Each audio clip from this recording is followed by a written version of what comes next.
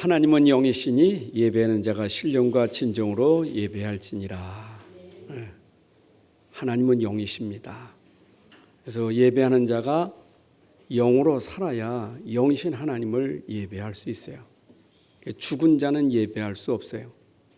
죽었다는 말은 영이 산 자는 영이신 하나님과 소통하기 때문에 예배가 되고, 불신자는 영이 죽었기 때문에 예배가 될 수 없는 거예요. 여러분들의 영이 오늘 하나님과 소통하는 시간, 그 행복의 시간이에요. 그래서 찬양도 영으로 하고, 기도로도 영으로 하고, 말씀 들을 때도 영으로 들어야 되고, 그래서 예배는 전부 영으로 돼야 돼요. 그래서 예배당 와서 여러분들이 찬송 부를 때 영으로 찬송하고, 그러면 그 속에서 영이 살아나요. 영이. 기도할 때 영으로 기도하면 기도할 때 내 영이 살아나요. 말씀을 들을 때 내 영이 살아나는 것은 영으로 들어야 말씀이 살아나요. 자, 보세요. 하나님 말씀은 우리 인생의 해답입니다. 우리의 삶의 답이에요. 여러분들이 지금 인생의 답은 말씀밖에 없어요. 어떤 문제가 와도 그 문제의 답은 말씀밖에 없어요. 혹시 내 인생이 문제가 많습니까? 말씀이 아멘 돼야 돼요. 말씀이 나하고 맞아야 돼요. 교회에 오면 말씀 속에서 내가 문제도 알아. 그게 문제였구나. 그게 문제였구나. 이것도 알게 되고, 그래서 이게 답이로구나. 그게 알게 되는 게 예배 시간의 말씀이에요. 여러분들이 말씀 들을 때 아멘 왜 합니까? 맞다는 얘기 아닙니까? 맞습니다. 옳습니다. 그렇습니다. 그게 아멘이에요. 여러분과 맞지 않는 말씀은 그건 분명히 문제가 있는 거예요. 전달하는 메시지가 문제 있든지 여러분이 문제 있든지. 그러나 하나님 말씀이 정확한 말씀이 여러분들에게 답이 돼야 되는 거예요. 그래서 저는 예배한 시간이 얼마나 행복한 시간이냐. 영으로 찬양하니까 찬송 속에 행복이 있고, 영으로 기도하니 기도 속에 은혜가 있고, 우리 장로님 기도할 때 영으로 함께 하니까 그 한 구절 한 구절이 다 내게 힘이 되는 거예요. 여러분들이 말씀 들을 때도 그런 마음으로 드려야 돼요. 몸은 앉았는데, 여기 몸은 앉았는데 영은 딴 데가 있어요. 생각은 딴 데가 있어요. 그 안 맞게 돼 있는 거예요. 하나님 말씀이 나하고 맞으려면 여러분들이 영으로 여기에 집중해야 돼요. 영이 지금 여러분들이 가지는 그 영이 하나님 말씀으로 집중해야 그 시간 내가 살아나는 시간입니다. 자, 올해 창세기 12장 2절 말씀이 우리에게 주신 말씀이에요. 여러분에게 맞는 말씀이 돼야 돼요. 그래야 여러분 말씀이 그대로 여러분들에게 이루어지는 거예요. 하나님 말씀 주셨다고요. 너는 복이 될지라. 그 말이 내게 맞아야 돼요. 맞아. 나는 복이 되는 거예요. 히브리서 4장 2절 보니까 하나님 말씀을 들어도 그걸 믿음으로 받지 않으면 말씀이 내게 이루어지지 않아요. 그래서 말씀을 내가 들을 때 그 말씀을 믿음으로 들어야 돼요. 너희가 들은 바 그 말씀이 그들에게 유익하지 못한 것은 듣는 자가 믿음과 결부시키지 아니함이라. 왜 결부시키지 못하느냐? 히브리서 4장 7절에 보니까 그들이 말씀을 들을 때 음성을 듣거든 너희 마음을 완고하게 하지 말라. 여러분들 마음이 완고하고 완악하면 말씀이 들어갈 수가 없는 거예요. 예수님도 씨 뿌린 부에 말씀하셨죠. 마음이 단단한 밭같이 단단한 땅같이 말이요. 완고하면 말씀이 들어갈 수가 없어요. 옥토밭이 돼야 말씀이 들어가는 거예요. 말씀을 들으려고 하는 마음, 사모하는 마음, 간절한 마음이 있어야 말씀이 들어가는 거예요. 들으려고 하는 마음의 자세가 있어야 돼. 말씀 없어서 종이 듣겠나이다. 지금 말씀하시면 종이 듣겠나이다. 그런 마음을 가지고 말씀 들어야 듣겠나이다 라고 여러분들이 귀를 열어야 그 말씀이 여러분들에게 임하게 되는 거예요. 자, 올해 우리가 복이 될 줄 알았는데 여러분 진짜 복이 뭘까요? 우리는 복이 될 줄 알 때 이 복을 우리가 잘 알아야 돼. 세상이 말하는 복이 아니에요. 우리가 세상에서 먹고 마시고 누리는 것은 그건 우리가 하나님께로 받은 복이에요. 그것도 여러분 먹고 마시는 것도 하나님 주셔야 누릴 수 있는 거지. 전도 3장 13절에 사람마다 먹고 마시는 것과 수고함으로 낙을 누리는 그것이 하나님의 선물인 줄도 또한 알았다. 그것도 하나님의 선물이에요. 여러분 마태복음 4장 4절에 보니까 예수님도 그랬잖아요. 떡을 무시한 게 아니에요. 사람은 떡 먹어야 돼요. 떡이 필요한 당연한 거예요. 떡이 있어야지. 없으면 안 되죠. 우리가 하나님 말씀만 있으면 되지 나는 영적인 것만 있으면 돼. 그게 아니라니까요. 사람이 떡으로만 살 것이 아니라 떡이 있어야 된다 그 말이에요. 우린 떡이 필요한 사람이에요. 우리 육신에게 복이 필요한 사람이에요. 여러분들이 이 복 받아야 돼. 육신의 복도 받아야 돼요. 아멘. 그런데 이 복이 우리에게 기준은 아니에요. 세상 복이 기준은 아니에요. 부자가 기준이 아니고 건강이 기준이 아니에요. 자칫하면 그 기준을 삼는 것이 내가 거기에 노예가 될 수 있는 거예요. 돈의 노예가 되고 어떤 때는 건강한데 그게 나에게 노예가 될 수 있는 거예요. 그건 우리에게 기준 아니에요. 우리의 삶의 기준은 세상계의 기준은 아니에요. 그런데 성경에 예수님이 오셔서 병자들을 고치셨잖아요. 예수님 병자 고치시고 먹을 거 두셨어요. 근데 사람들은 왜 예수님 따라다녔을까요? 왜 예수님은 그들을 무리라고 말했을까요? 그들은 이 육신적인 것, 먹을 것, 병 고치는 것, 그게 전부인 줄 알아.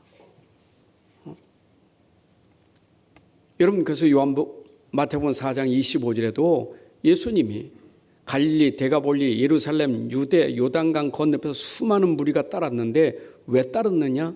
그때 병 고치는 역사를 일으켰거든요. 요한복음 6장에서 예수님이 오병이의 기적으로 먹을 걸 해결해 줬단 말이에요. 예수님이 그랬다니까. 뭐라고 말했습니까? 요한복음 6장 26절에 예수께 대답하여 이르시되 내가 진실로 진실로 너희로니 너희가 나를 찾는 것은 표적을 본 까닭이 아니요 떡을 먹고 배부른 까닭이다. 떡 먹고 배부른 까닭이 예수님 따라다녔지. 예수님이 행하신 표적과 이적을 모르는 거예요. 오늘도 우리가 자칫하면 교회에 나와서 복받기 위해서 나오는 교회당이 아니에요. 교회는 복받아, 예수 믿으면 복받아. 그런데 복이라는 그 개념이 뭐냐? 육신적인 복.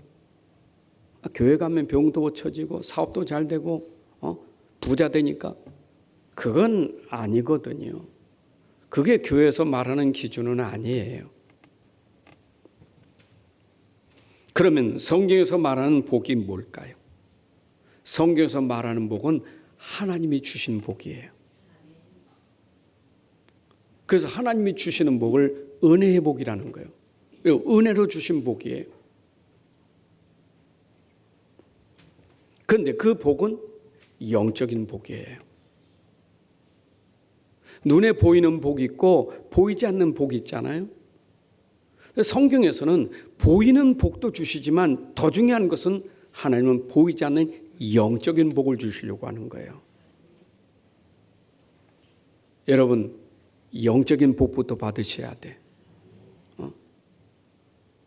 도리어 나에게 육신적으로 좀 가난한 환경이 될 때는요, 가난 때문에 내가 상처받고 힘들지 말고 도리어 그때 내가 영적인 복을 받는 시간이 돼야 돼요. 더 은혜 받고 더 말씀 충만하고 더 복음 충만하고 그 시간이 돼야 돼요. 도리어 어려우면 나에게 기회가 될 수 있는 거예요. 하나님을 만나는 기회, 하나님을 누리는 기회, 하나님의 축복을 진짜 깨닫는 기회. 언제? 어려울 때, 내가 힘들 때. 그때 도리어 우리는 영적인 복을 받는 기준을 여러분들이 가지셔야 돼요. 왜냐하면 영적인 복이 더 중요하기 때문에. 요한삼서 1장 2절에 있죠. 네 영혼이 잘 되면 범사가 잘 되고 강건하게 된다고요.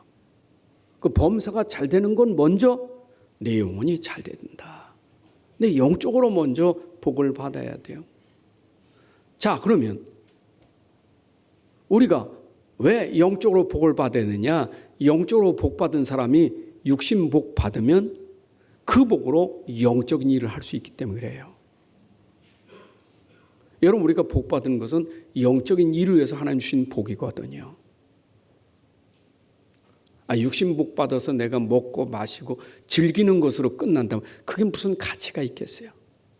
근데 하나님이 나에게 물질 주시고 건강을 주신 것 가지고 영적인 일을 하는 거예요.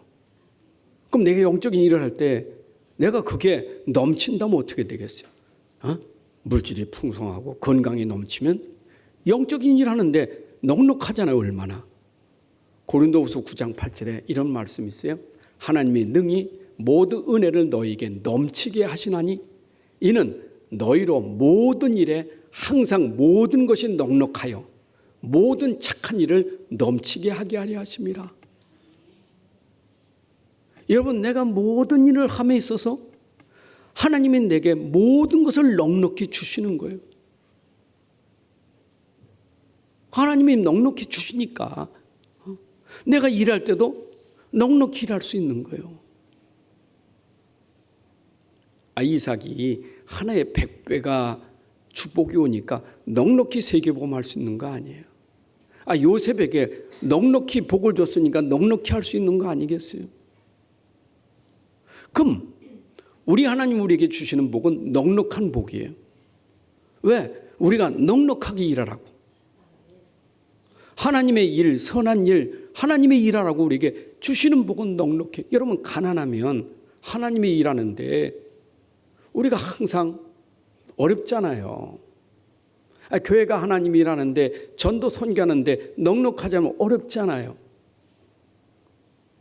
그러니까 당연히 우리가 전도 선교하고 우리 후대 키우고 우리가 이렇게 세상 살리는 일에는 하나님이 넉넉히 주시는 복을 우리가 받아야 돼. 그러기 위해서 우리에게 중요한 게 뭐냐? 창세기 12장 2절 3절도 중요하지만 더 중요한 건 1절이에요. 12장 1절에 말씀이 있었다고요. 하나님 주시는 말씀이 있었어요. 12장 1절 보니까 여호와께서 아브라함에게 이르시되 너는 너의 고향과 친척과 아버지의 집을 떠나 내가 네게 보여줄 땅으로 가라. 그 뒤에 나오는 복이에요. 하나님이 말씀 주시고 그 말씀을 실행하기 전에 순종하기 전에 하나님이 그 순종으로 주시는 복이에요.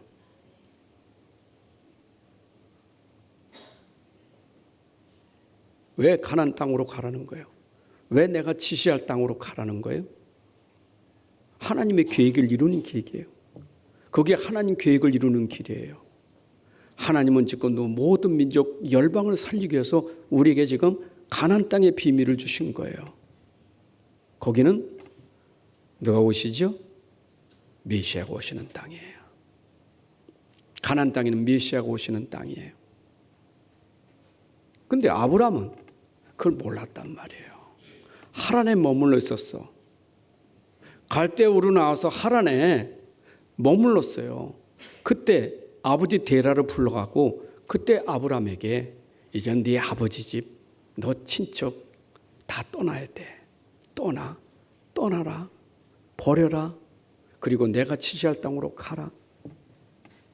여러분, 버렸다는 말은 뭡니까? 재산을 다 버렸다는 말이 뭐예요? 먹을 거 다 버렸다는 말입니까? 네가 우선순위를 알아라 그 말이에요.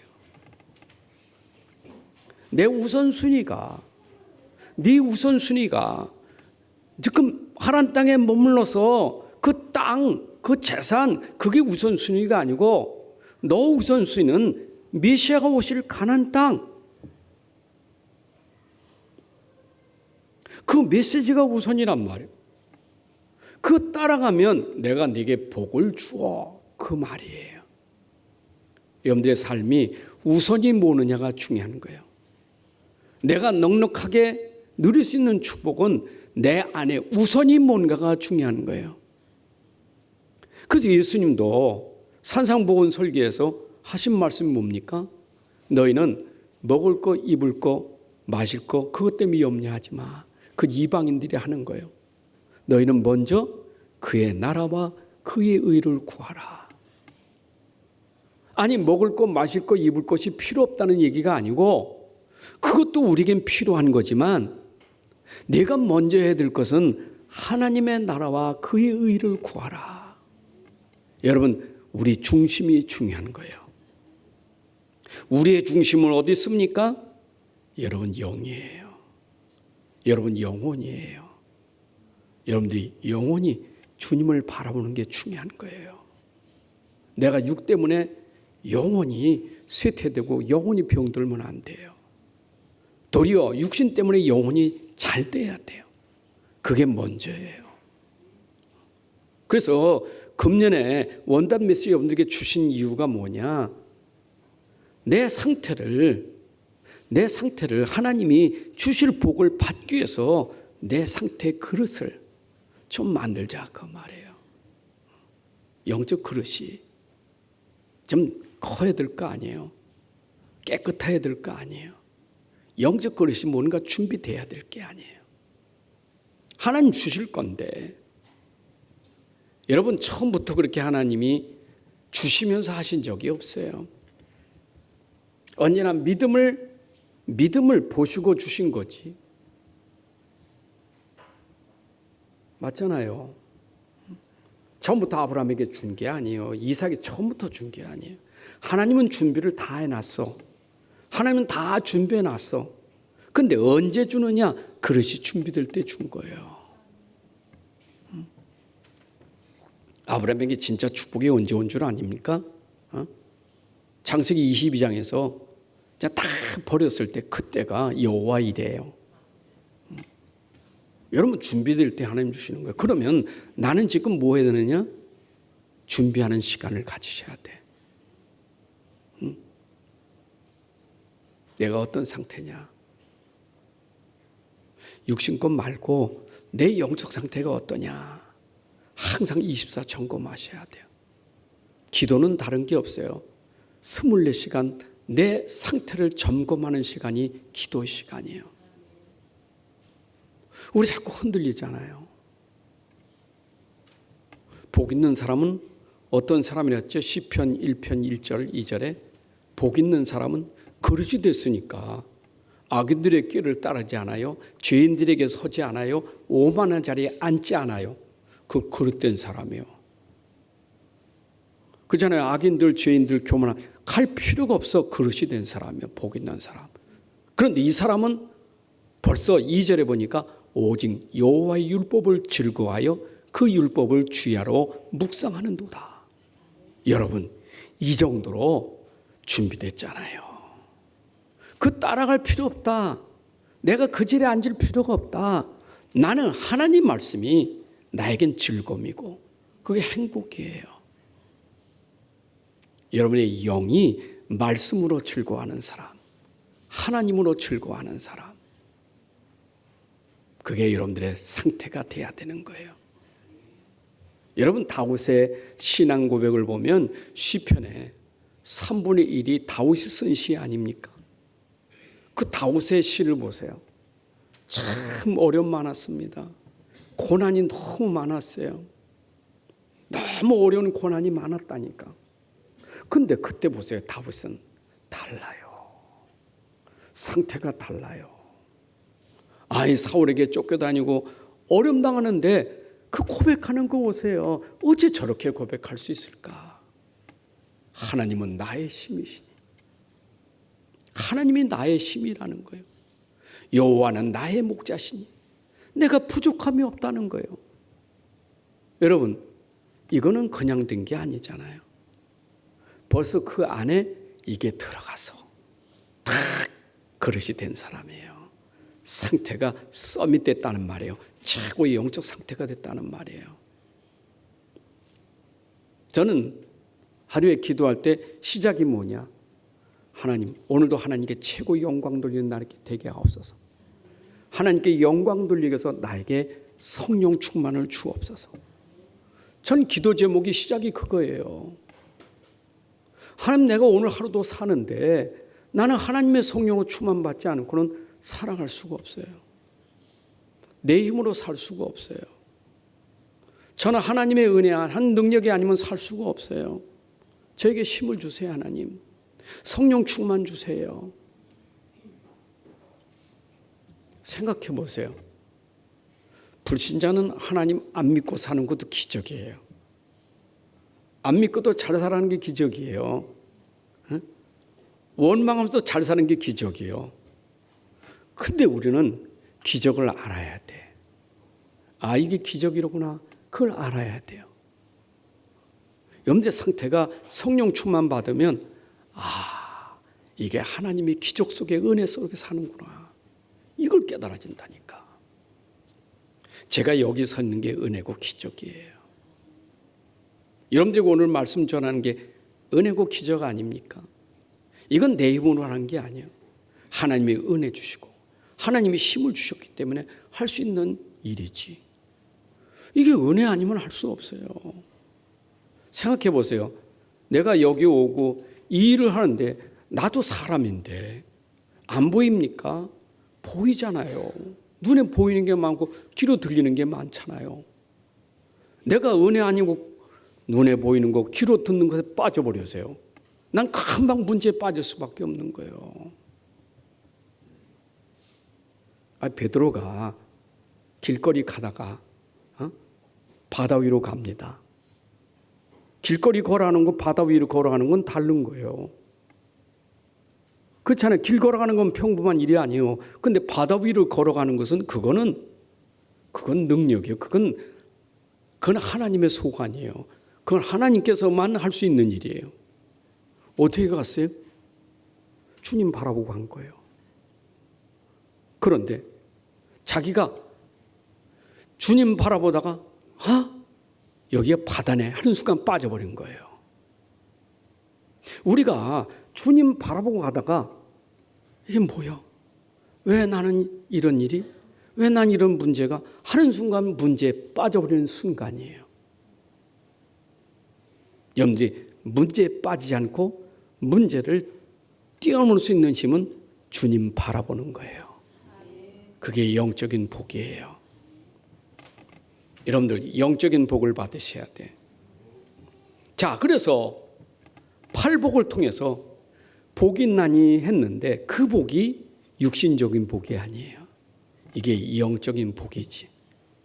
그 세상 수준의 복을 말하는 게 아니고 이거는 하나님의 복을 말하는 거예요. 그런데 그 당시 유대인들이, 저 바리새인들이 가짜 복 가지고 복 받았다고 말하는 거예요. 로마의 지배 아래 있으면서 자기들이 뭔가 부자 된 것, 지위가 있는 것, 그게 복인 줄 알았다니까. 그게 복이 아니고 내가 너에게 진짜 복을 말해줄게. 그러면서 시작한 게 뭡니까? 심령이 가난한 자는 복이 있나니. 여러분 생각해 보세요. 아무리 부자라도, 내가 아무리 대통령이라 할지라도 여러분의 심령을 살릴 자는 아무도 없어요. 의인이 될 사람은 아무도 없어요. 부자가 의를 이루는 게 아니에요. 그렇잖아요. 세상의 권세가 나를 의로 이루는 게 아니에요. 의를 이룰 수가 없어요. 아니 빌보 3장 7절 9절에도 바울이 내가 의를 이루는 것이 내가 뭡니까? 베냐민 지파입니까? 히브리 사람입니까? 내가 그 배운 학문입니까? 아무도 그건 의를 이룰 수 있는 길이 아니요. 근데 내가 의롭게 되는 것은 그리스도로 말미암아 의롭게 되었다. 여러분들이 심령이 가난한 자는 내 안에 그리스도가 의이십니다 할 때 이미 복이 임한 줄로 믿습니다. 여러분들의 진짜 복은 내 안에 그리스도가 복이에요. 의가 안 된다니까. 세상은 의가 이룰 수가 없어요. 왜? 의는 없나니 하나도 없다. 로마 3장 10절에 의는 없나니 하나도 없다. 그렇잖아요. 그런데 내가 어떻게 의인됐다? 그리스도로 말미암아. 왜 통해야 돼요? 뭐 때문에 통합니까? 내가 죄인인 걸 알아야 통하는 거예요. 나에게 필요한 건 그리스도밖에 없어. 그게 회개예요. 내가 이때까지 예수님 모르고 하나님 모르고 내가 뭔가 열심히 하고 그렇게 산 게 복인 줄 알았지만 회개하는 하나님, 내가 하나님 모르고 그리스도 모르고 사랑고 회개합니다. 그게 애통이에요. 그 애통 속에 하나님의 위로가 있는 거예요. 여러분, 우리의 위로는 누굽니까? 내 안에 그리스도가 위로가 되는 거예요. 그리스도는 내 인생의 답이요, 나의 위로가 그리스도가 되는 거예요. 여러분, 이게 복이에요. 그 성경은 다른 거 없어요. 성경의 모든 핵심은 예수님이 그리스도신데 그분은 인생의 답이다. 이거 깨닫는 게 복이에요. 근데 이분을 내가 진짜 알면 세상이 위로해 주지 못하도 그리스도가 나에게 위로가 되는 거예요. 힘이 되는 거예요. 여러분, 어떻게 내가 온유해 줄 수 있어요? 부드러운 마음? 여러분, 그건 사람의 힘으로 되는 게 아니에요. 어떻게 내가 가지고 있는 성격과 내 성질과 내 그 모든 것을 어떻게 내가 다스릴 수 있겠어요? 그건 못해요. 내 성품을 다스릴 수가 없는 거예요. 여러분의 성품은 아무도 못 다스려요. 그런데 그리스도가 오시면 내 성품을 다스릴 수 있어. 그게 온유한 자예요. 여러분을 다스릴 수 있는 것은 그리스도밖에 없어요. 이게 복이에요.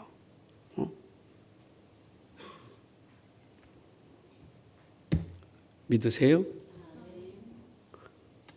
그래야 아는 거예요. 내가 의에 줄이고 목마른 게 뭔 줄 아는 거예요. 여러분, 뭐에 목마르고 그렇게 줄여야 합니까? 우리는 그리스도에 대해서 줄이고 목말아야 돼요. 그분은 생명의 떡이고 생수예요. 그분 오시면 배불러요. 목마르지 않아요.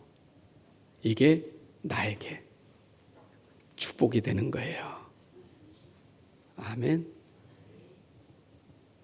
그 다음에 또 뭐가 있어요?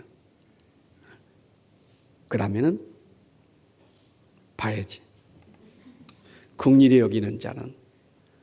여러분, 내가 이래 될 때 하나님의 긍휼과 불쌍히 여김을 받는 거예요. 여러분, 진짜 여러분들 이 그리스도를 모르는 것은 참 불쌍한 사람이에요. 그런데 그리스도를 내가 이러니까 하나님 나를 불쌍히 여기사, 나를 긍휼히 여기셔서 나를 불쌍히 여기사 나를 이렇게 축복의 자리에 있게 하신 거예요. 여러분, 진짜 긍휼은 하나님이 주시는 긍휼, 그 긍휼이 은혜예요. 그게 바로 에베소 2장 4절에 있는 말씀처럼 하나님의 은혜의 긍휼이 임해서 우리가 구원을 받게 된 거예요. 얼마나 축복입니까? 또 마음이 청결하게 되는 거, 어떻게 내가 청결할 수 있어요? 예수님 아니고는 청결할 수가 없어. 그래서 예수님이 오셔서 그 피로 우리를 정결케 하신 거예요. 여러분, 예수님 피만이 하나님 만나고 하나님 볼 수 있는 거예요. 마음이 청결한 자 하나님 볼 수, 누가 하나님을 볼 수 있겠어요? 예수님이 오셔서 흘리신 보혈의 피로 우리 죄를 맑게 씻어주시고 우리가 하나님을 만나고 하나님을 누리게 된 줄로 믿습니다. 그런 가운데 오늘은 화평하게 하는 자 복이 있다. 여러분, 하나님과 화평한 게 복이에요. 피스메이커, 세상에 노벨상 받은 사람, 그런 것 말고 우리의 가장 중요한 것은 하나님과 내가 화평해질 수 있는 것은 예수 그리스도밖에 없어요. 여러분, 그리스도가 아니고는 하나님과 화목해질 수가 없어요. 내가 하나님과 소통하고 하나님과 화목해 줄 수 있는 것은 예수님 때문이에요. 여러분, 그 축복을 누리셔야 돼. 우리가 세상에 평화를 주는 사람도 중요하지만 하나님과 먼저 우리가 화목해 되는 게 축복이에요. 자, 그런 가운데 왜 우리가 화평의 복을 받아야 되느냐? 이제 이 땅의 모든 불화의 시작이 어디서부터 시작됐습니까? 왜 인생에 화평이 없고 불화가 왜 생겼느냐고요. 그 불화가 시작된 것이 바로 근본이 에덴 동산에서 일어난 창세기 3장 사건이에요. 이게 아담이 하나님의 말씀을 범한 그때부터 인생은 모든 사람이 다 하나님과 원수된 사이가 된 거예요. 하나님과 원수가 됐다니까. 이사야 59장 2절에 보니까 오직 너희 죄악이 너희와 너희 하나님 사이를 갈라놓았고 하나님과 우리 사이를 갈라놓았어요. 그래서 너희 죄가 그의 얼굴을 가리어서 너희에게서 듣지 않으시게 함이라. 여러분, 인생의 불행은 하나님과 원수된 것, 하나님과 갈라진 것. 그래서 우리가 지금 화평 얘기를 하는 거예요. 야고보서 4장 4절에도 보니까 하나님과 원수된 것, 어떻게 원수됐어요? 가늠한 여인들아, 세상과 벗된 것이 하나님과 원수됨을 알지 못하느냐? 여러분, 간음은 뭡니까? 하나님과 사랑을 배신하고 다른 것 사랑하는 게 간음이에요. 영적인 것 말하는 거예요.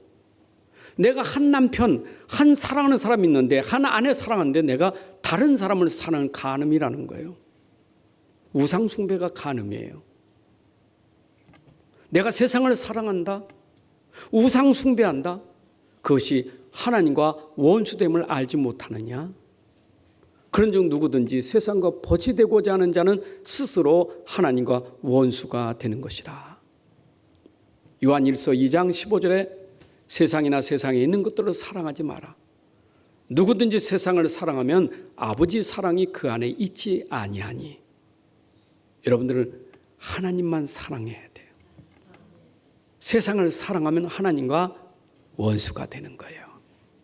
세상을 벗대면 하나님과 원수 되는 거예요. 우리는 하나님과 화평하고 하나님을 사랑해야 돼. 그래서 하나님 떠나니까, 하나님과 원수되니까, 하나님과 갈라지니까 따라오는 것은 뭐밖에 없어요? 고통밖에 없는 거예요. 내가 하나님하고 화목하고 하나님하고 같이 살아야 행복한데 하나님 떠나버렸다. 에덴 동산에서 하나님 떠났다고요. 그때부터 오는 게 고통이었어요. 하나님 떠난 게 고통이에요. 창세기 3장 8절 10절에 보니까 하나님 떠난 아담이 낯을 피하여 동산나무에 숨은지라. 숨어있는 아담을 하나님 부르시죠. 그때 그는 그 하나님의 음성을 듣고 벗었으므로 두려워하여 숨었나이다. 여러분, 하나님 떠난 사람이 두려움이 오고 이런 고통이 오게 된 거예요. 영적인 고통. 땀 흘리는 고통 이전에 벌써 두려움이라는 그런 영적인 고통이 오는 거예요. 하나님 떠나면 고통이에요. 하나님과 관계가 이렇게 되어지니까 그 다음에 또 어떤 관계가 문제입니까? 인간관계가 문제가 되는 거예요. 여러분, 하나님 관계도 문제가 생겼지만 하나님 관계에 문제 있는 사람이 사람과 관계도 문제가 또 오는 거예요. 그래서 하나님과 화목하지 않으면 절대 인간관계도 회복되질 않아. 근데 하나님과 단절된 사람은 인간관계도 문제가 생길 수밖에 없는 거예요. 그게 창세기 4장 바로 나오는 가인이에요. 가인은 하나님과 단절됐잖아요. 하나님 떠났다고 하나님과 원수된 상태예요. 창세기 4장 4절 5절에 아벨은 자기도 양의 첫 새끼와 그 기름으로 드렸더니 여호와께서 아벨과 그의 제물은 받으셨으나 가인과 그의 제물은 받지 아니하신지라 가인이 몹시 분하여 안색이 변하니. 이거 보세요. 벌써 그 상태가 하나님 떠나고 하나님 예배가 안 되는 거예요. 하나님과 이게 화목이 안 된 거예요. 그 안에 들어온 것은 안색이 안 좋아진 거예요. 시기가 들어오고 질투가 들어온 거예요. 그래가지고 8절에 보니까 가인이 그 아우 아벨에게 말하고 그들이 들에 있을 때 가인이 그 아우 아벨을 쳐 죽이니라. 죽여놓고 변명하는 얘기. 여호와께서 가인에게 이르되 네 아우 아벨이 어디 있냐? 그때 말은 뭐랬어요? 내가 알지 못하나이다. 내가 내 아우를 지키는 자니까. 이게 가인의 모습이에요. 여러분, 인간이 하나님 떠나면 이래 될 수밖에 없어요. 사람 관계에서, 인간 관계에서. 이게 고통이에요. 사람 관계만 문제입니까? 만물도 관계가 문제되는 거예요. 우리 본래는 하나님 만드실 때 만물을 정복하고 다스리고 살게 하셨잖아요. 만물을 정복하지 우리가 만보에 정복당하는 사람 아니에요. 태양도 모든 거 우리에서 하나님 주신 거지. 근데 하나님 관계, 인간 관계 다 깨지면 물질 관계도 전부 우리가 노예가 될 수밖에 없는 거예요. 고통이 오는 거예요. 창세기 3장 17, 19절에 보니까 물질 관계가 어떻게 됐어요? 아담에게 이르되 네가 네 아내의 말을 듣고 내가 네게 먹지 말라 한 나무의 열매를 먹었은즉 땅은 너로 말미암아 저주를 받고 너는 네 평생에 수고하여야 그 소산을 먹으리라. 여러분, 이렇게 인생이 만물도 나에게 복이 아니요 풀만 나고 잡풀 나고 이런 땀 흘려야 먹고 사는 게 고통이 오는 거예요. 이거 보세요. 하나님과 관계가 문제되면 사람도 문제고 만물도 문제고 다 문제가 될 수밖에 없다는 거예요. 이게 고통이에요. 그렇다면 이 모든 걸 회복하는 것은 어떻게 회복될 수 있어요? 하나님이 회복해 하시려고 하나님이 방법을 주셨어요. 그 방법이 바로 화목제물로 하나님이 아들을 보내실 것을 약속하신 거예요. 그게 창세기 3장 15절에 바로 하나님이 약속한 메시아. 근데 메시아가 오셔서 앞으로 십자가에 죽으실 것인데 그 예표약에서 구약에는 얼마 많은 짐승들이 죽었습니까? 내가 죽어야 되는데 저 살아있는 짐승들이 피를 흘리고 다 죽는 거예요. 내가 죽어야 될 것을 저 살아있는 짐승이 나를 위해서 대신 죽는 거예요. 피를 흘리며 죽는 거예요. 그 피가 하나님과 우리 사이를 화목하게 하는데, 여러분, 그 양을 내 것은 내가 끌고 와야 돼. 그리고 제사장이 죽이는 게 아니라 내가 죽여야 돼. 내가 죽이고 그 피는 제사장이 가서 뿌리면서 죄사함을 받는 거예요. 여러분, 생각해 보세요. 내 죄를 씻겨서 양을 내가 끌고 내가 죽이고 그리고 그 피를 통해서 죄쓰임 받는 이 일을 구약이 그런 얘기를 쭉 가요. 구약은 예수님 십자가의 죽으심의 모형 아닙니까? 얼마나 많은 양들이, 얼마나 많은 짐승이 희생됐어요. 그런데 예수님이 오셔서 이제는 송아지 피, 짐승의 피, 양의 피가 아니라 단번에 그가 죽으심으로 말미암아 우리와 하나님 사이를 화목하게 하셨다, 그 말이에요. 그걸 화목제, 번제, 속죄제, 속건제, 그게 바로 구약에서 말하던 예수님이 피 흘리심으로 말미암아 우리의 죄가 속함 받고 하나님과 우리 사이가 화목하게 되었다.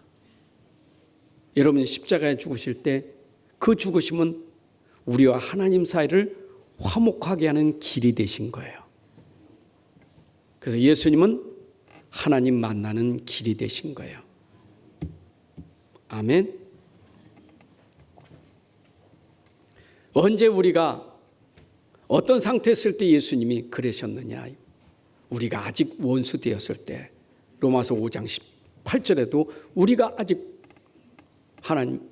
아직 죄인 되었을 때, 로마서 5장 8절에, 로마서 5장 10절에는 우리가 아직 원수 되었을 때 그의 아들의 죽으심으로 말미암아 하나님과 화목하게 되었은즉 화목하게 된 자로서는 더욱 그의 살아나심으로 말미암아 구원을 받을 것이니라.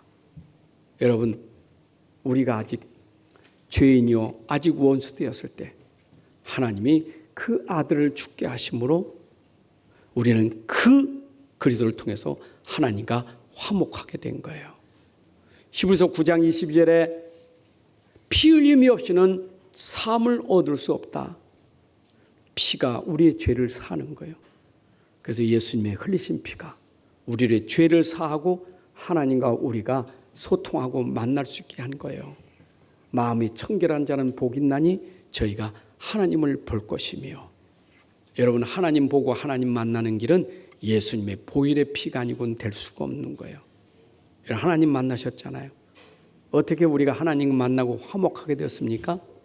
예수님으로 말미암아, 그가 흘리신 피로 말미암아, 십자가의 죽으심으로 말미암아 우리가 하나님 만나는 거예요. 이게 우리가 축복이에요. 여러분, 하나님 만난 거 축복입니다.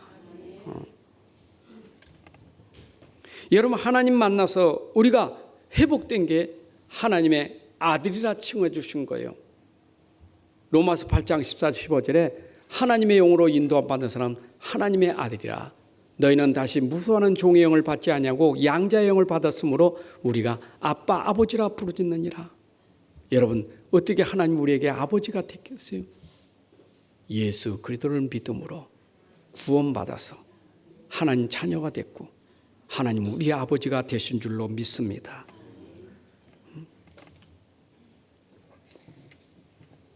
자, 그러면 이제는 우리는 하나님과 화목하게 된 자니 우리는 어떤 일을 해야 되겠어요? 이제는 화평케 하는 자, 화목하게 하는 자가 돼야 돼요.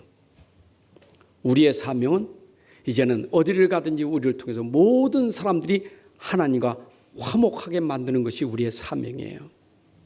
이런 노벨상 받는 사람들, 그 사람은 세상에 그 세상을 평화롭게 한 사람들, 세상에 평화를 준 사람들에게 노벨 평화상을 주잖아요. 그건 세상에 피스메이커요. 세상을 평화롭게 하는 피스메이커요. 그런데 아무리 세상에 평화를 줘도 하나님과 화목하지 못하면 그건 의미가 없어요. 그래서 우리는 가장 먼저 해야 될 사명이 뭐냐?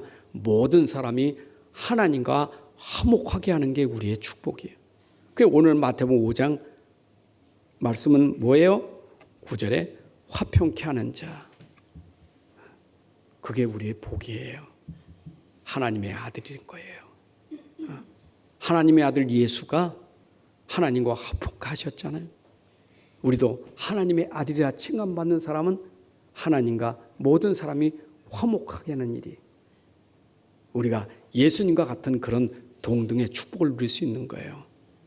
베드로전서 1장 2장 9절 10절에 그랬죠. 우리에게 주신 사명이 뭡니까? 2장 9절 10절에 너희들은 왕 같은 제사장이다. 여러분, 우리가 이제는 구원받아서 우리는 왕 같은 제사장의 축복을 받았고 빛을 선전한 자가 됐다.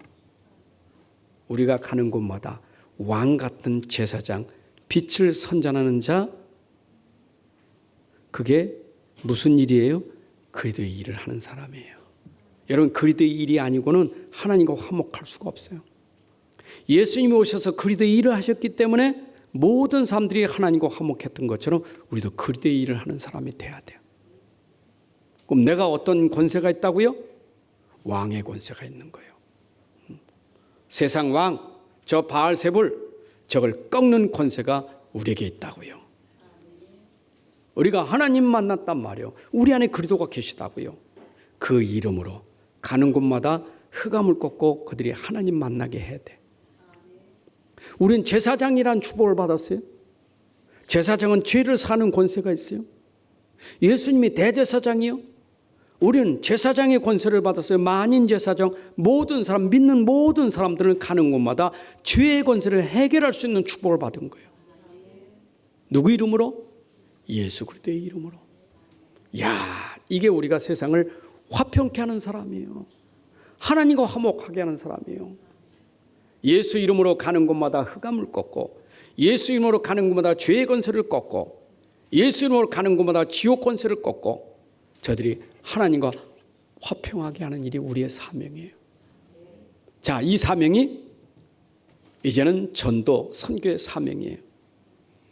그래서 바울은 이 축복을 깨달아서 그는 전도 선교 사명을 깨달았는데, 자, 사울이 깨닫지 못했을 때는 어떤 사람이에요? 사도행전 9장 1절 2절 보니까 저가 깨닫지 못해서 하나님과 화목이 아니라 하나님과 원수되었을 때 일이요. 하나님과 원수되었을 때 일이요. 어땠습니까? 사울이 주의 제자들에 대하여 여전히 우역과 살기가 등등하여 대제사장에 가서 다메섹의 여러 회당에 가져갈 공문을 청하니 이는 만일 그 도를 따는 사람 만나면 남녀를 막론하고 결박하여 예루살렘으로 잡아오려 함이라. 하나님을 대적하는 사람, 하나님과 원수된 사람이었어요. 근데 그가 어떻게 하나님과 화목하게 됐나요?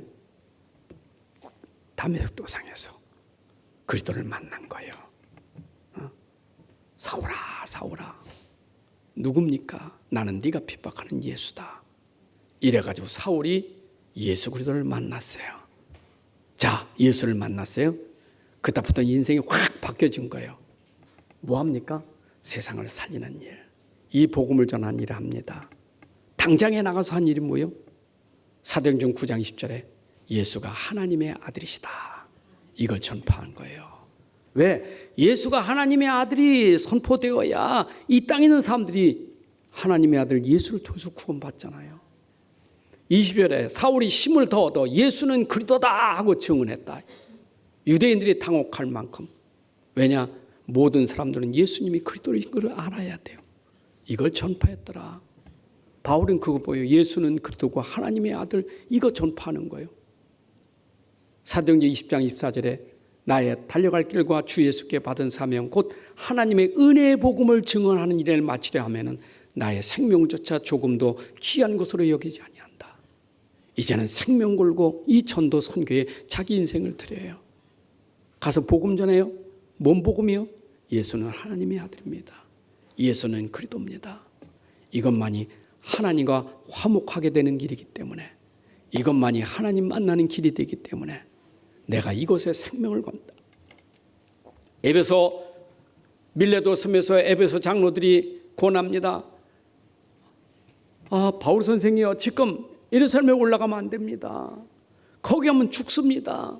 그때 21장 13절에 뭐라고 말했습니까? 바울이 대답하여 여러분 어찌하여 울어 내 마음을 상하게 하느냐? 나는 주 예수의 이름을 위하여 결박당할 뿐 아니라 예루살렘에서 죽을 것도 각오하였노라.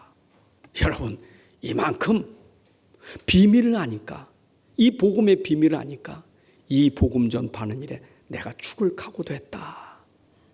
여러분, 이게 화평하게 하는 자가 누릴 축복이에요. 여러분들이 오늘도 세상을 사람들이 하나님과 화평하게 만드는 일을 해야 돼요. 근데 핍박도 오고 어려움도 오잖아요. 생명 걸고 우리는 모든 사람들이 하나님 만나게 하는 일, 전도, 선교가 되어야 될 줄로 믿습니다. 그래서 그는 고린도후서 5장 18, 19절에 했죠. 모든 것이 하나님께로 났음에 그가 그리스도로 말미암아 우리를 자기와 화목하게 하시고 또 우리에게 화목하게 하는 직분을 주셨으니, 여러분 가는 곳마다 화목하게 하는 직분을 주셨어요. 사람 화목하게 하는 것보다 더 중요한 것은 하나님과 화목하게 하는 직분을 주셨다. 여러분들, 사람보다 더 중요한 게 하나님과 화목하게 하는 직분을 주셨어요. 여러분 가정에 하나님과 화목하게 하는 일을 위해서 복음 전하면 우리 불신 가족들이 핍박하잖아요. 저 예수 믿더니 말이 예수 미쳤다고 핍박하잖아요. 그런데 그들하고 화목하게 하려고 내가 타협하다가는 가족을 살릴 수가 없어요. 우리는 가족 살리기 위해서 핍박을 받아도 그들이 하나님과 화목하게 하도록 우리가 그 직책을 받았으니 우리 가정에서도 우리 모든 가족들이 하나님과 화목하게 하는 일을 하셔야 돼. 이게 화평케 하는 자의 복이에요. 아멘. 고린도후서 11장 2절에도 그랬어요. 나는 뭐라냐? 내가 하나님의 열심으로 너희를 위하여 열심을 내노니 내가 너희를 정결한 처녀로 한 남편인 그리스도께 드리려고 중매함이로다. 중매자. 여러분 결혼 중매가 있잖아요. 한 아내가 한 남편 만나는데 중매가 있잖아요. 이 바울은 지금 신부 되시는 그리스도와 중매시키는 일을 하는 거예요. 교회는 신부예요. 그리스도는 신랑이에요. 이 중매 역할을 자기가 한 거예요. 오늘도 여러분들이 중매, 화목케 하는 직분을 받았어요. 우리 진짜 중매쟁이가 돼야 돼. 하나님과 만나서 신랑 되시는 예수와 신부가 되는 이런 중매를 하는 사람이 돼야 돼. 화평하게 하는 자. 자, 화평하게 하려면 우린 인간관계가 중요한 거예요. 여러분, 화평하게 할 때 가장 중요한 건 뭐냐? 사랑과 용서가 있어야 돼요. 여러분, 사랑과 용서가 없이 어떻게 화평하게 될 수가 있어요? 그런데 어떻게 내가 사랑하고 어떻게 용서할 수 있겠어요? 그는 하나님의 사랑과 하나님의 용서를 아는 사람이 오늘도 사랑하고 용서할 수 있는 거예요. 형제를 사랑하는 것, 어떻게 사랑해요? 하나님의 사랑을 아는 자가 그 사랑으로 하나님을 화목하게 하는 일을 할 수 있는 거예요. 용서할 수 있어야 돼요. 마태복음 18장에 이랬죠? 용서에 대해서 우리가 몇 번 용서합니까? 70번씩 7번이라도 용서해야 됩니까? 몇 번 해야 돼? 7번씩 7번 하면 되나요? 그럼 그 다음엔 용서하지 말아야 되나요? 여러분, 이 용서는 무한대예요. 하나님 우리에게 용서 주신 것은 무한대예요. 1만 달란트 빚진 거 갚을 수 없어요. 갚을 수 없는 거 탕감해 주셨어요. 은혜, 사랑이에요. 그리고 하나님과 화평케 하는 일에 가장 중요한 키가 뭐냐? 사람에 대한 사랑과 용서가 있어야 돼요. 아니, 하나님이 사랑하고 하나님 용서하셔서 그랬다니까. 아니, 나에 대해서 하나님 사랑하고 용서하셔서 그랬다니까. 난 심부름 하는 사람이에요. 화평케 하는 심부름 하는 사람이에요. 아니, 하나님이 나를 사랑했고 하나님 날 용서하셔서 나는 하나님의 아들로 삼아주셨는데 나는 그 일을 심부름하는 사람이라면 하나님의 사랑과 그 용서를 가지고 우리가 형제에 대해서 사랑하고 용서해야, 여러분, 이 관계가 회복되어야 하나님 관계가 회복되는 거예요. 우리가 전도할 때요, 전도할 때 가장 중요한 게 인간관계가 참 중요한 거예요. 인간관계 무시하고 전도하면 안 돼요. 여러분, 사람은 처음부터 예수 믿으세요, 예수 믿으면 구원받습니다, 이래서 되는 건 아니에요. 나와 그 사람 관계에서 이 사람이 느끼는 게 있어야 돼. 아, 하나님의 사랑. 아, 이거로구나. 그래서 하나님의 자녀라 일컬음을 받을 것이요. 여기 일컬음을 받다는 얘기가 뭡니까? 아, 이제 하나님 자녀구나. 비로소 하나님 자녀구나. 네가 하나님 자녀로구나. 여러분, 우리가 세상에서도 세상 사람들이 하나님의 자녀라 일컬음을 받을 만큼 돼야 돼요. 물론 하나님 우리 자녀로 삼아주셨어요. 그러나 우리가 화평케 함으로 하나님의 자녀라 일컬음을 받을 것이라. 우리는 어떻게 하나님 자녀가 됐다고요? 마태복음 16장 16절에 고백으로 됐죠. 주는 그리스도시요 살아계신 하나님의 아들이십니다. 이걸로 하나님 자녀가 됐어요. 우리 이걸로 살아야 하나님 자녀라 일컬음을 받을 수 있는 거예요. 우리의 본질이고 우리의 기본이고 우리의 기초고 우리의 모든 것이 뭐냐? 주는 그리스도시요 살아계신 하나님의 아들이십니다. 이것이 되어야 하나님 자녀 그리스도인이 되는 거예요. 여러분, 사도행전 11장 26절에도 보니까 안디옥 교회에서 제자들이 비로소 그리스도인이라 칭함을 받게 되었다. 여러분, 어디 가도 그리스도인이로구나 칭함받는 거예요. 그런데 고백이 주는 그리스도시요 살아계신 하나님의 걸맞는 하나님 자녀, 걸맞는 그리스도인. 아, 하나님 자녀라 그리스도인이라 일컬음을 받게 될 것이다. 여러분, 오늘 이 고백 속에서 우리가 모든 사람들을 화평하게 하여 우리가 저는 진짜 하나님 자녀다. 하나님 자녀구나. 그리스도인이로구나. 다시 말씀드릴게요. 여러분들이 하나님 관계, 인간 관계 잘 되어지면 그렇게 일컬음을 받게 될 것이에요. 제일 먼저가 무슨 관계요? 하나님 관계. 그리고 화평하게 하는 자, 인간관계. 비로소 하나님의 자녀라 일컬음을 얻게 되는 거예요. 인정받는 거예요. 요셉을 보디발이 인정했잖아요. 아니, 바로가 요셉을 인정했다니까. 이야, 저는 진짜 하나님의 신에 감동받은 자로구나 인정받았다. 여러분 자녀라 일컬음을 받는 인정을 받으셔야 돼. 하나님이 인정하고 세상이 인정받을 만큼 그래 돼야 되는 거예요. 그럼 위에서부터 돼야 하나님과 이웃을 여러분이 회복될 때 세상이 보는 하나님의 자녀들, 세상이 보는 하나님의 자녀들 어떻게 돼요? 여러분들이 마치 포도나무에 가지가 붙어 있으면 철로 열매를 맺는다. 우리가 열매를 맺어야 저들이 우리를 보고 저가 지혜자라 그렇게 보는 거예요. 여러분들이 항상 그리도 함께하면서 열매가 뭐예요? 화평케 하는 열매가 있다며 사람들이 저는 제자다, 저는 하나님의 아들이다 이렇게 인정될 줄로 믿습니다. 자, 결론입니다. 우리는 바울이 호청하는 것처럼 화평케 하는 사람은 어떤 사람이요? 현장에 그리스도의 피은지요, 그리스도의 향기요, 그리스도의 빛입니다. 가는 곳마다 여러분을 통해서 향기가 나고 빛이 비춰지면 이것이 곧 우리가 세상에서 말하는 빛과 소금의 향기가 되어서 하나님과 사람 사이를 화평하게 하는 사람이 되어야 될 줄로 믿습니다. 빛이라는 것은 어둠의 빛 아닙니까? 어둠은 불화 아닙니까? 어둠은 분쟁 아닙니까? 분쟁이 끝나고 불화가 끝나는 것은 빛밖에 없어요. 가는 곳마다 그리스도의 빛을 비추셔야 돼. 그리스도의 향기를 여러분들이 풍기셔야 돼. 그래야 모든 불화가 화목하게 되는 거예요. 화목하게 하는 사람 됩시다. 누구를 통해서? 그리스도의 비밀을 가진 여러분을 통해서 여러분이 그 향기를 바라고 그 빛을 바라는 사람 되셔야 돼. 그러면 화평하게 하는 화평의 복은 뭐냐? 곧 하나님 나라가 여러분들에게 임하는 거예요. 이런 화평케 하는 하나님과 화목할 때 하나님 나라가 임하는 거예요. 불안한 곳에 하나님 나라가 임해야 돼요. 분쟁이 있는 곳에 하나님 나라가 임해야 돼요.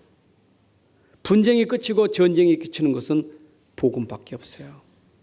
복음이 가는 곳마다 하나님 나라가 임해야 돼요. 여러분 가정의 하나님 나라, 교회의 하나님 나라, 여러분들 직장의 하나님 나라. 어떻게 하나님 나라가 임합니까? 복음 아니면 안 돼요. 오직 그리스도만 하나님 나라 임하게 되는 거예요.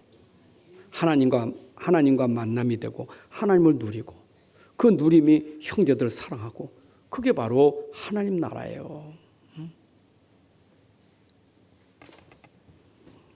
저는 지금도 세상에 막 이 전쟁이 끝이지 않고 막 이 분쟁이 끝나질 않잖아요. 누가 그 화평케 할 수 있어요? 누가 전쟁을 그칠 수 있겠어요? 하나님 만나지 못해서 그런 거예요. 저들이 하나님 만나지 못하니까 결국은 전쟁이 일으킨 것이 그게 바로 영웅인 줄 아는 거예요. 영웅인 줄 알아.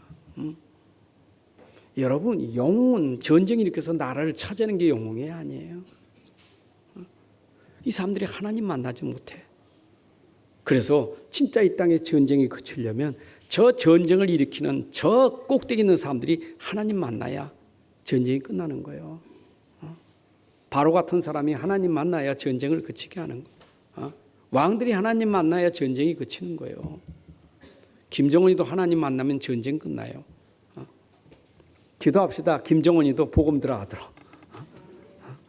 우리 원수지만 하나님 만나면 끝나는 거 아니겠어요? 우리도 원수 되었을 때 하나님 만났는데 이 땅에 전쟁을 그치게 하는 것, 전쟁을 일으키는 그 우두머리가 복음 만나면 돼.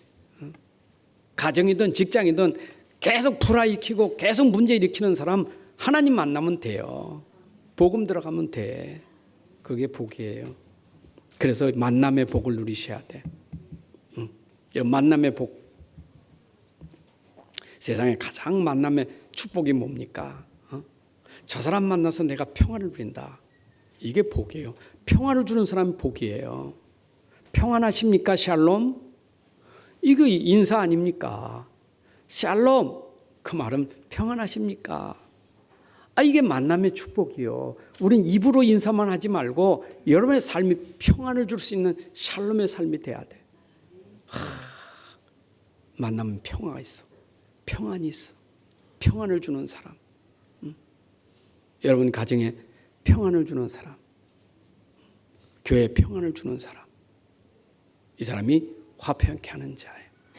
그리고 하나님의 아들이라 비로소 그리스도인이라 칭함을 얻게 될 것이니라. 아버지 하나님 감사합니다. 오늘도 우리에게 주신 말씀이 우리 안에 믿음으로 성취되게 하여 주옵소서. 우리에게 주신 진짜 복을 알게 해 주옵소서. 세상 복이 아니라 하나님 주신 영적인 복을 오늘 깨닫고 누리게 하여 주옵소서. 세상 사람들이 하나님을 모르는 복으로 복을 줄 알지만 우리는 먼저 하나님과 화평케 되는 복이 있게 하여 주옵소서. 하나님 만나고 하나님 누리는 길이 되시는 복음을 누리게 하여 주옵소서. 또 우리가 가진 복음이 하나님 만나게 했는데 우리가 가는 곳마다 복음으로 화평케 하는 사람이 되게 하여 주옵소서. 모든 사람이 하나님 만나고 하나님 누리게 하는 사람이 되게 하여 주옵소서. 아버지, 이 일에 우리가 하나님께 인정받고 또 모든 세상이 인정받을 만큼 하나님의 아들이라 일컬음을 받게 하여 주옵소서. 아버지 하나님이 예수를 하나님의 아들로 일컬음 주신 것처럼 우리가 하나님의 아들로 일컬음 받을 만큼 세상을 화평케 하는 사람이 되게 하여 주옵소서. 전쟁이 그치고 분쟁이 그치고 분열이 그치고 하나님 나라가 임하는 일에 저희들이 다 쓰임받는 하나님의 사람들이 되게 하여 주옵소서. 예수 그리스도의 이름으로 기도합나이다. 아멘. 이제는 우리 인생의 모든 문제 해결하시는 그리스도의 은혜와 또 아들을 아낌없이 이 땅에 보내신 하나님의 만극하신 사랑과 우리 안에서 지금도 인도하시고 역사하시는 성령님의 은혜가 함께 예배드리는 주의 자녀들 머리 위에 가정과 산업과 후손들 위에 이제부터 영원까지 함께할지어다. 아멘.